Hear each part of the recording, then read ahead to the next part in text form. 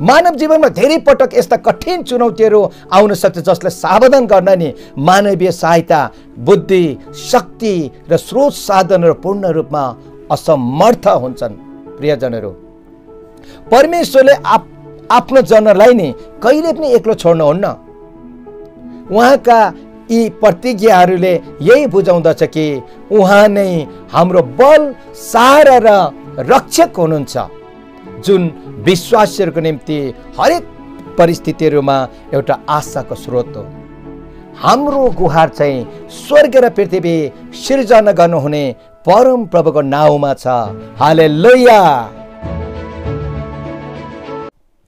सबैजनालाई जय मसीह अभिवादन टक्राउन चाहन्छु, स्वीकार गर्नुहोस्। प्रियजनहरू, आज म फेरि पनि तपाईहरुको बीचमा एउटा अत्यन्त प्रभावकारी परमेश्वरको वचन लिएर उपस्थित भएको छु। मेरो वचनको शीर्षक रहेको छ गुहार परमेश्वरबाट आउँछ। गुहार परमेश्वरबाट आउँछ।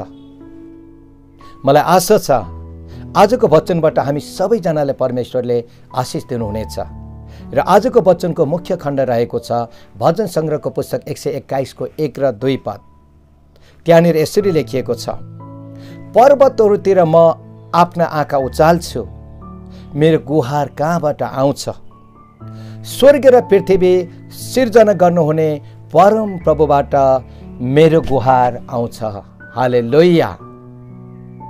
प्रियजनहरू, यो खण्डको ऐतिहासिक पृष्ठभूमि हेर्दा भजन संग्रहको पुस्तक 121 को लेखक स्पष्ट रूपमा उल्लेख गरिएको छैन, तर धेरै बाइबलको विद्वानहरूको धारणा अनुसार यो भजन चाहिँ दाउद वा इजरायली तीर्थयात्रीद्वारा लेखिएको हो भन्ने अनुमान गरिएको छ। यो सङ्ग्स अफ एसेन्ट वा आरोहणका गीतहरू मध्ये एउटा गीत हो। भजन सङ्ग्रह 120 देखि 134 सम्मको 15 वटा भजनहरू चाहिँ यही श्रेणीमा पर्छ।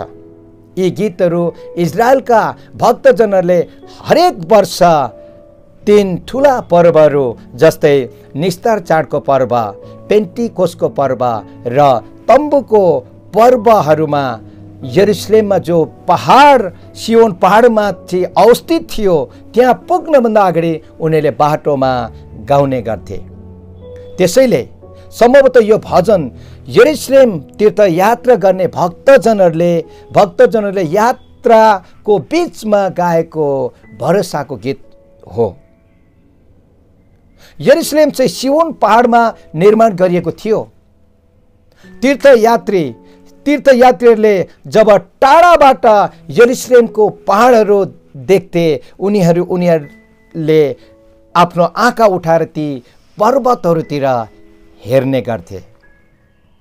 तर ती पर्वतहरू चाहिँ केवल भौगोलिक उच्च स्थान मात्र होइन, तर उनीहरूको दृष्टिकोण चाहिँ परमेश्वरको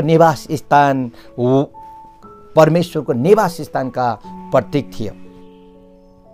त्यसैले म पर्वतहरूतिर आँखा उचाल्छु भन्ने वाक्यांशले शारीरिक रूपमा परमेश्वरको मन्दिरतर्फ यात्रा गर्दैछु र आत्मिक रूपमा चाहिँ मेरो सहायता दिने परमेश्वरतर्फ म ध्यान केन्द्रित गर्दैछु भन्ने अर्थ लाग्छ। हालेलुया। इजरायलीहरू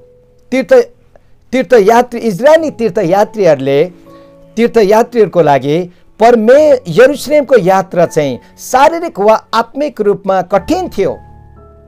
बाटो लामो र जोखिमपूर्ण थियो।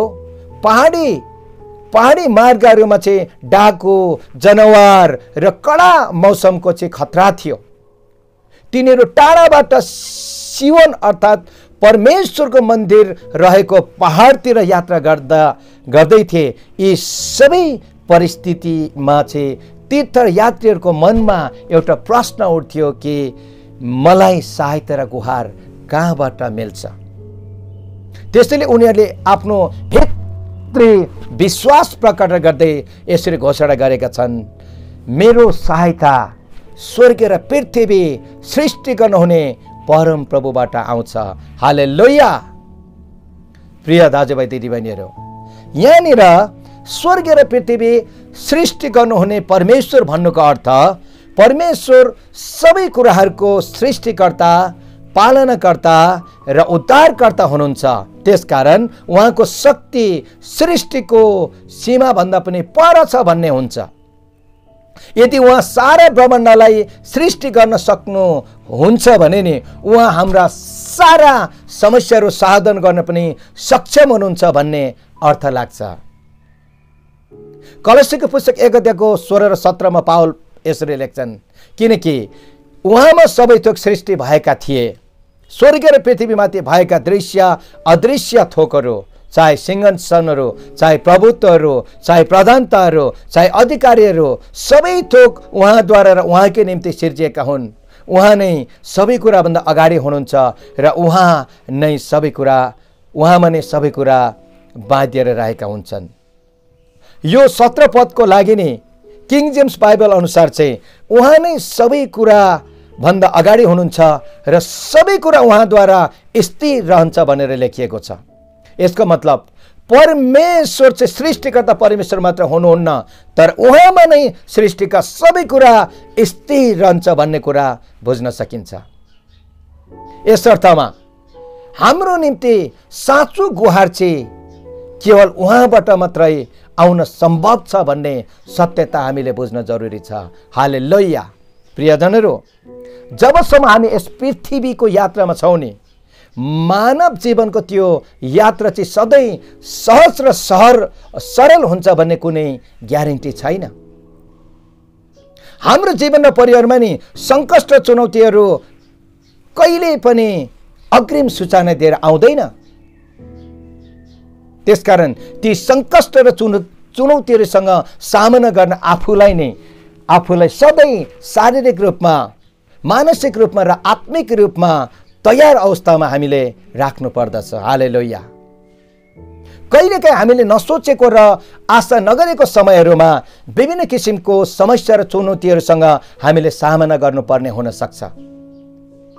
हाम्रो जीवन र परिवारमा आइपर्ने समस्या र चुनौतीहरू सधैँ एकैनासे हुँदैन। प्रियजनहरू, कहिलेकाहीँ ती गम्भीर प्रकृतिका, हामीले सहनै नसक्ने, हामीलाई थेक्नै नसक्ने र हामीलाई समाधान गर्नै नसक्ने किसिमका पहाड जस्तो विशाल समस्याहरू हाम्रो अगाडि खडा भइदिन्छ। त्यस्तो कठिन परिस्थितिहरूमा कतिचोटि हामी चाहिँ उद्धारको निम्ति नि मानवीय सहायता वा गुहारको हामीले खोजी गर्दछौँ। पैसा, बुद्धि, शक्ति र सांसारिक स्रोत साधनहरूमा हामी गुहारको अपेक्षा राख्छौँ। किनभने मानिस सामाजिक प्राणी भएको कारण कहिलेकाहीँ मानिसलाई मानवीय सहायताको पनि जरुरत पर्दछ, सांसारिक स्रोत साधनहरूको पनि आवश्यकता पर्दछ। तर कतिचोटि हामीले बुझ्नुपर्ने कुरा चाहिँ के छ भने प्रियजनहरू, तर कतिचोटि जीवनमा यस्तो कठिन समस्या र चुनौतीहरू आइपर्छन् जतिखेर ती समस्या सावधान गर्नको निम्ति मानवीय सहायताहरू हाम्रो निम्ति पर्याप्त हुँदैन। ती चुनौतीहरूसँग सामना गर्नका निम्ति ती सांसारिक स्रोत साधनहरू हाम्रो निम्ति पर्याप्त हुँदैन। हो, मानवीय बुद्धि, पैसा, शक्ति र सम्बन्धले पनि हामीलाई केही हदसम्म राहत पुर्याउँछ, तर पूर्ण रूपमा हाम्रो समस्याहरूलाई सम्बोधन गर्न कहिलेकाहीँ ती चिजहरू असफल हुन्छन्।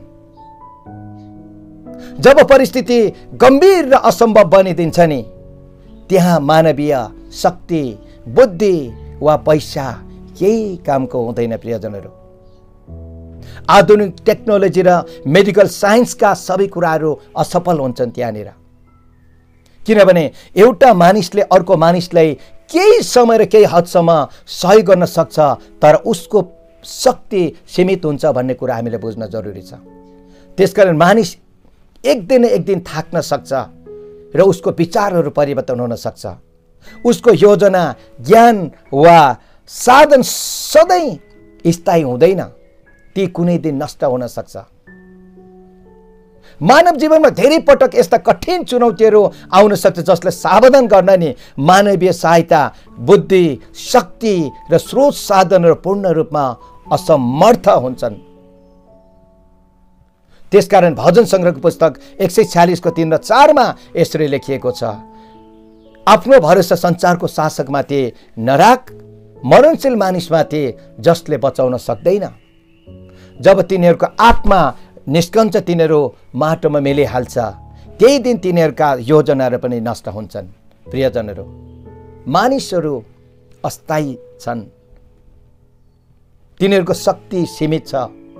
जब तिनीहरू मर्छन् तिनीहरूको योजना र सहयोग पनि समाप्त हुन्छ। तर परमेश्वरको सहायता मात्र अनन्त र स्थायी हुन्छ। हालेलुया। भजन सङ्ग्रहको पुस्तक 60 अध्यायको 11 पदमा यसरी लेखिएको छ, शत्रुहरूको विरुद्धमा हामीलाई सहायता गर्नुहोस्, किनकि मानिसको सहायता त व्यर्थ हुन्छ।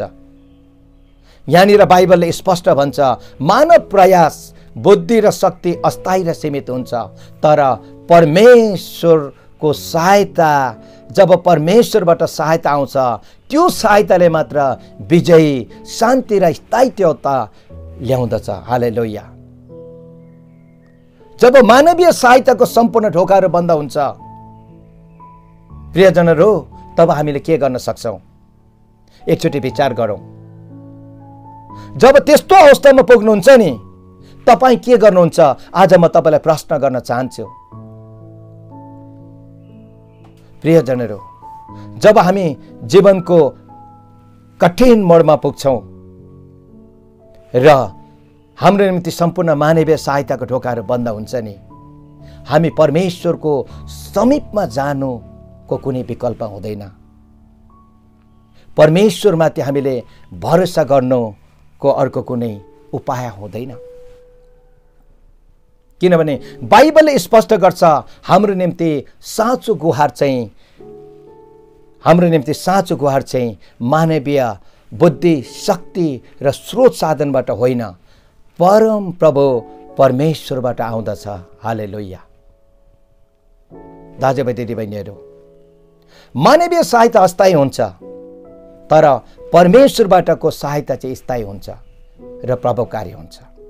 मानिसको सहायता ढिलो र असफल हुन सक्छ, तर परमेश्वरको सहायता चाहिँ कहिले पनि ढिलो र असफल हुँदैन। मानिसबाटको सहायता सीमित हुन्छ, तर परमेश्वरबाटको सहायता चाहिँ समय, परिस्थिति र सीमा भन्दा पनि पर हुन्छ। मानिस सीमित, परिवर्तनशील र निर्बल हुन्छ। संसारिक ज्ञान, बुद्धि र स्रोत साधन पनि सीमित हुन्छन्, तर परमेश्वर चाहिँ अनन्त, अपरिवर्तनशील र सर्वशक्तिमान हुनुहुन्छ। हालेलुया। जब सबै मानवीय सहायताको ढोकाहरू हाम्रो निम्ति बन्द हुन्छ नि, तब परमेश्वरले ढोका खोल्नुहुन्छ। हालेलुया। प्रेज द लर्ड। भजन सङ्ग्रहको पुस्तक 46 अध्यायको 1 मा यसरी लेखिएको छ, परमेश्वर हाम्रो शरणस्थान र बल हुनुहुन्छ, सङ्कष्टमा हाजिर रहने सहायता। प्रियजनहरू, सङ्कष्ट र चुनौतीको समयहरूमा उद्धार गर्नको निम्ति परमेश्वरको सहायता हाम्रो निम्ति सधैँ उपलब्ध छ। हामीलाई सहायता गर्न उहाँ कहिले पनि ढिलो गर्नुहुन्न र उहाँ हामीदेखि टाढा हुनुहुन्न, बरु हरेक परिस्थितिमा उहाँ हाम्रो नजिकै हुनुहुन्छ। उहाँको सहायता कुनै विशेष समय र स्थानमा मात्रै होइन, तर हरेक परिस्थिति र समयमा उपलब्ध हुन्छ भन्ने यस खण्डले जनाउँदछ। हालेलुया।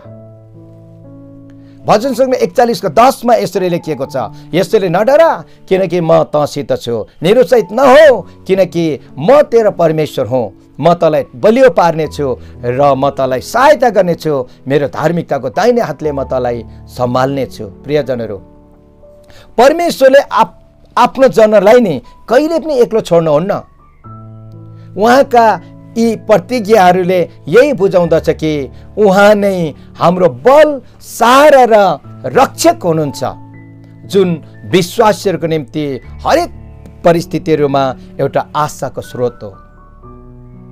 त्यसैले विश्वासीहरूले डर वा निराशा होइन, विश्वास र साहसमा जिउनु पर्दछ, किनभने परमेश्वर आफ्नो हरेक जनसँग हुनुहुन्छ र उहाँकै उपस्थितिले भय र निराशालाई हटाउँदछ। हालेलुया। भजन सङ्ग्रहको पुस्तक 50 अध्यायको 15 मा यसरी लेखिएको छ, र सङ्कष्टको दिन मलाई पुकार र म तँलाई छुटाउने छु र तैँले मेरो महिमा गर्नेछस्। आमेन। प्रिय दाजुभाइ दिदीबहिनीहरू, जब हामी कुनै पनि किसिमको सङ्कष्ट र चुनौती भएर जान्छौँ, परमेश्वर उहाँलाई पुकारा वा भरोसा गरेको चाहनुहुन्छ, तर अन्य कुराहरूमाथि होइन। सङ्कष्ट र चुनौतीको घडीहरूमा जब उहाँमाथि हामी पूर्ण रूपमा भरोसा गर्छौँ, ती जस्तो सुकै कठिन सङ्कष्ट र चुनौतीहरू किन नहोस्, तर त्यसबाट परमेश्वरले छुटकारा दिने प्रतिज्ञा गर्नुभएको छ। हालेलुया। जसद्वारा हामी उहाँको महिमा गर्न सक्छौँ। यशायाको पुस्तक 40 अध्यायको 28 र 29 मा यसरी लेखेको छ, के तँलाई थाहा छैन? के तैँले सुनेको छैनस्? परमप्रभु सदा सर्वदा परमेश्वर हुनुहुन्छ, पृथ्वीको पल्लो छेउसम्मको सृष्टिकर्ता हुनुहुन्छ। उहाँ न त थकित न हैरान हुनुहुन्छ र कसैले पनि उहाँको समझलाई नाप्न सक्दैन। उहाँले थकितहरूलाई बल दिनुहुन्छ र कमजोरीहरूको शक्ति बढाइदिनुहुन्छ। हालेलुया। प्रियजनहरू, परमेश्वर चाहिँ मानिस जस्तो कहिले पनि थाक्नुहुन्न। उहाँ असीमित शक्ति र बुद्धिको स्रोत हुनुहुन्छ र उहाँमा आशा र भरोसा राख्नेहरूलाई उहाँले नयाँ बल दिने र कमजोरीहरूको शक्तिलाई फेरि पनि बढाइदिने प्रतिज्ञा गर्नुभएको छ। आमेन। सङ्कष्ट र चुनौतीको घडीहरूमा मानिसहरू नि उद्धारको निम्ति विभिन्न किसिमको उपायहरू बनाउँछन्, विभिन्न किसिमको उपायहरू खोज्छन्। तर हामीले यदि भजन सङ्ग्रह 124 को 8 पद हेर्ने हो भने त्यहाँनिर यसरी लेखिएको छ, हाम्रो गुहार चाहिँ स्वर्ग र पृथ्वी सिर्जना गर्नुहुने परम प्रभुको नाउँमा छ। हालेलुया। प्रियजनहरू, बाइबलमा परम प्रभुको नाउँ भन्ने वाक्यांशले नि उहाँको ईश्वरीय पहिचान जस्तै उहाँको शक्ति, उहाँको उपस्थिति र उहाँको विश्वसनीयतालाई जनाउँदछ। त्यसकारण जब हामी परम प्रभुको नाउँमा आउने भरोसाभित्र जब हाम्रो निम्ति परम प्रभुको नाउँमा साँच्चै नै गुहार आउँदछ, अनि त्यो गुहारभित्र मात्रै हाम्रो सुरक्षा र उद्धारको ग्यारेन्टी हुन्छ। किनभने हितोपदेशको पुस्तक 18 अध्यायको 10 मा यसरी लेखिएको छ, परम प्रभुको नाउँ एक बलियो धरारा हो, धर्मीहरू त्यहाँ दगुर्दै जान्छन् र सुरक्षित हुन्छन्। हालेलुया। त्यसैले प्रियजनहरू, जब हामी विभिन्न किसिमको गम्भीर सङ्कष्ट र चुनौतीको बाटो भएर जान्छौँ, हामीले मानिसमाथि होइन, सांसारिक ज्ञान बुद्धि स्रोत साधनहरूमाथि पनि होइन, तर परमेश्वरमा भरोसा राख्नु पर्दछ। बाइबलले स्पष्ट रूपमा सिकाउँछ कि साँचो गुहार र उद्धार चाहिँ परमेश्वरबाट मात्रै प्राप्त हुन्छ। मानिसहरू संसारको विभिन्न स्रोतहरूमा सहायता खोज्छन्, तर अन्ततः स्थायी भरपर्दो र साँचो गुहार चाहिँ परमप्रभु परमेश्वरबाट आउँदछ। पर्वतहरूतिर म आफ्ना आँखा उचाल्छु, मेरो गुहार कहाँबाट आउँछ? स्वर्ग र पृथ्वी सिर्जना गर्नुहुने परम प्रभुबाट आउँदछ। हालेलुया। यस पदले हामीले यही सिकाउँछ कि हाम्रो निम्ति पूर्ण सहायता चाहिँ मानव स्रोत वा सांसारिक शक्तिबाट होइन, तर सृष्टिकर्ता परमेश्वरबाट आउँछ। त्यसकारण प्रियजनहरू, म आजको वचनबाट तपाईँलाई यही हौसला दिन चाहन्छु कि जब हामी जीवनको गम्भीर समस्या चुनौतीमा पुग्छौँ, तब हामी परमेश्वरको पहाड अथवा परमेश्वरतर्फ हामीले आफ्नो मुहार उठाउनु पर्छ। उहाँतर्फ हामीले भरोसा गर्नु पर्दछ। आमेन। प्रभुलाई महिमा भएको होस्। हालेलुया। हुन्छ, म आजको निम्ति परमेश्वरको वचनलाई यही अन्त्य गर्न चाहन्छु। मलाई आशा छ निश्चय पनि आजको वचनबाट हामीलाई उत्साह मिलेको छ। परमेश्वरलाई महिमा भएको होस्। फेरि पनि यहाँहरू सबैजना जय मसीह।